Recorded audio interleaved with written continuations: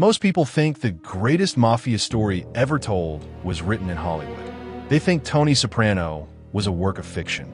But in the suburbs of New Jersey, the story was very real. Meet John Riggi, the longtime boss of the DeCavalcante crime family. While the five families of New York were fighting for the headlines, Riggi was building an empire in the shadows of the Garden State. He was the man who inspired a television revolution. But his real-life story is far more complex and dangerous than anything you've seen on screen. This is the story of the real Tony Soprano. John Riggi wasn't just a street boss. He was a power broker. For over 20 years, he controlled Local 394 of the Laborers International Union. In New Jersey, if you wanted to build a bridge, a highway, or a skyscraper, you had to go through the Eagle.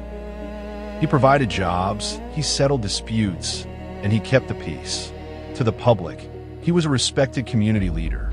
To the FBI, he was the architect of a massive racketeering machine that funneled millions of dollars from legitimate construction into the pockets of mob. He understood that the real power wasn't in the gun, it was in the contract. That the DeCavalcante family was often called the Sixth Family. They were smaller than the giants in New York, but under Riggi, they were more efficient. Riggi ran the organization like a Fortune 500 company. He stayed away from the flashy lifestyle of John Gotti. He lived in a modest home and maintained a dignified image.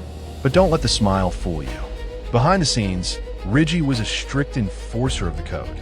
He maintained absolute loyalty through a mix of community service and cold, calculated fear. He was the grandfather of the neighborhood and the judge of the underworld. The downfall of the Eagle didn't come from a shootout. It came from the wires. The FBI managed to plant a bug in the family's inner sanctum, recording hundreds of hours of conversations. What they heard was a shock, even to seasoned agents. They heard the mobsters discussing everything from multi-million-dollar scams to the show The Sopranos. In one of the most surreal moments in FBI history, made men were recorded wondering if the show was actually based on them. Riggi's secrets were out, and the untouchable boss of New Jersey was finally facing the music. John Riggi passed away in 2015 at the age of 90. He outlasted almost all of his rivals and many of his enemies. He was one of the last bosses who truly lived by the old-school rules of silence and community control.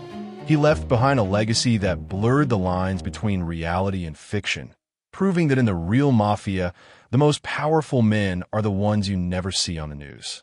This is the real mafia. Do you think the real Tony Soprano was a hero to his community or just a master of deception? Let us know in the comments.